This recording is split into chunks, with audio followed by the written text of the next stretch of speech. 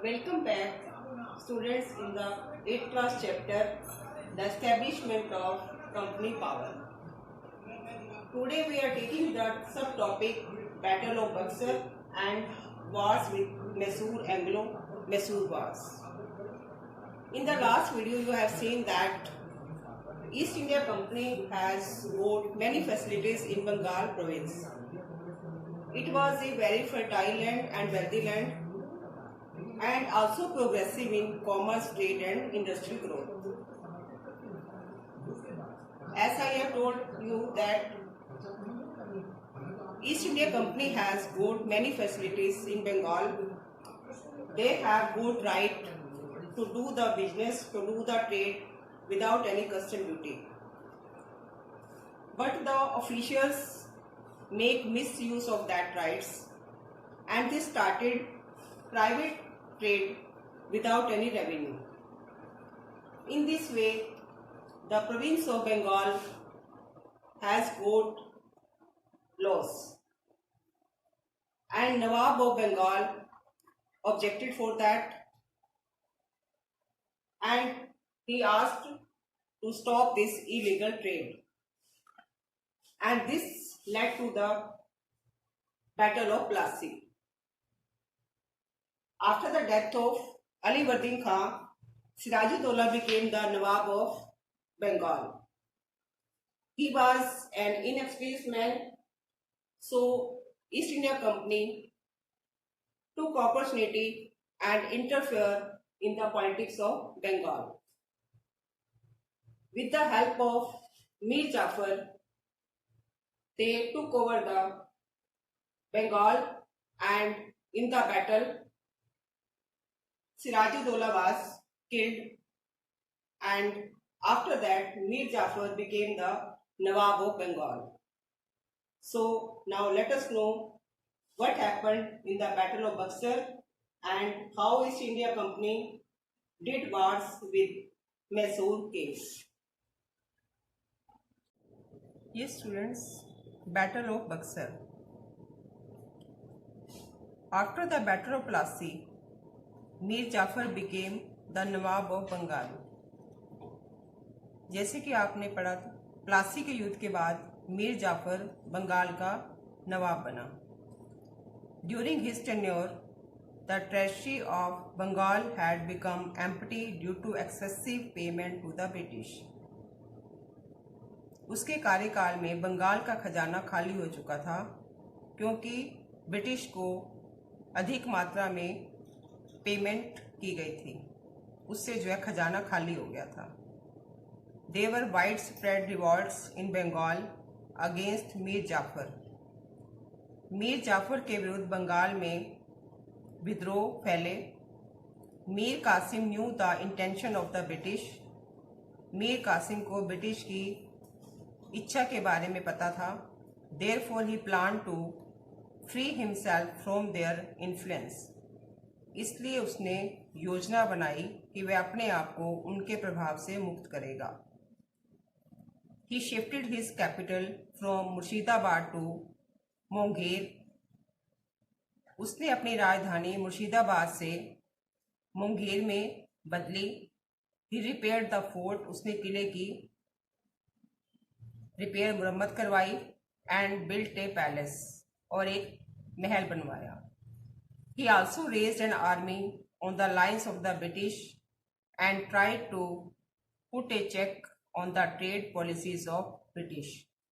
उसने अपनी आर्मी बढ़ाई और ब्रिटिश की नीतियों पर, व्यापार की नीतियों पर रोक लगानी चाहिए. He reduced the expenditure on administration and removed incompetent servants and those who were close. उसने खर्च को कम किया और जो असक्षम, इनकम्पिटेंट जो काम नहीं करने वाले होते हैं, असक्षम नौकरों को हटाया. और and those who were close to the British. The company disliked all this and decided to overthrow him. Company को ये सब अच्छा नहीं लगा. उन्होंने फैसला कर लिया कि उसको गद्दी से उतार देंगे. द वॉर बिकेम इनएविटेबल, अब युद्ध जरूरी हो गया था। The nawab entered an alliance with Shuja-ud-Daula and the Mughal emperor Shah Alam second. नवाब ने गठबंधन तैयार किया शुजाउद्दौला और मुगल एम्परर शाह आलम सेकंड के साथ। Their combined armies met the British armies at Buxar on 22 October 1764। उनकी मिलीजुली सेना ने ब्रिटिश आर्मी के साथ बक्सर में 22 अक्टूबर 1764 को मिले। The British armies under Munro gave a crushing defeat. Crushing होता है मुंह तोड़ जवाब देना। ब्रिटिश आर्मीज अंडर मुनरो के नेतृत्व में ब्रिटिश आर्मी ने एक करारा जवाब दिया। The war came to an end with the treaty of Allahabad in 1765। Allahabad की 1765 की संधि के साथ इस युद्ध का अंत हुआ। That was signed among the Mughal emperor Shah Alam second, Shujauddaula and Robert Clive of the east India company. Mughal emperor Shah Alam second, Shujauddaula और रॉबर्ट क्लाइव के बीच ये संधि हस्ताक्षरित की गई। फर्दर एक्सपेंशन, आगे बढ़ाना। The battle of Buxar proved to be a turning point in the history of India. Buxar का युद्ध जो है भारत के इतिहास में एक टर्निंग पॉइंट सिद्ध हुआ। टर्निंग पॉइंट होता है बदल देना। After the battle of Buxar the British East India Company became the real masters of the Bengal। Buxar के युद्ध के बाद British East India company Bengal की वास्तविक मालिक बन बैठी। बिहार और उड़ीसा भी उनके पास आ गए। The British became the political administrators with their base in eastern India. British उत्तरी भारत में राजनीतिक प्रशासक बन बैठे। They began to expand their influence further in northern and southern India. इसके साथ साथ उन्होंने उत्तरी और दक्षिण भारत में भी अपना प्रभाव फैलाना शुरू कर दिया। Now Wars with Mysore, Anglo Mysore Wars. Now let us know how British saw the influence of the Mysore kings and they did not tolerate that. Hyder Ali and his son Tipu Sultan were the most powerful rulers of Mysore। Hyder Ali और उसका बेटा टीपू सुल्तान मैसूर के शक्तिशाली शासकों में से एक थे। The British, the Nizam of Hyderabad and the Marathas thus formed a triple alliance to crush Hyder Ali as they were jealous of their growing powers। British, Hyderabad के निजाम और मराठास, इन तीनों ने एक ट्रिपल गठबंधन बनाया, 3 गुना गठबंधन बनाया टू क्रश हैदर अली को हराने के लिए, क्योंकि वे उसकी बढ़ती हुई शक्ति को देखकर उन्हें ईर्ष्या हो रही थी। It led to the 4 Anglo Mysore wars in which the British finally emerged victorious। इस प्रकार 4 एंग्लो मैसूर वार हुए जिसमें फाइनली ब्रिटिश की जीत हुई।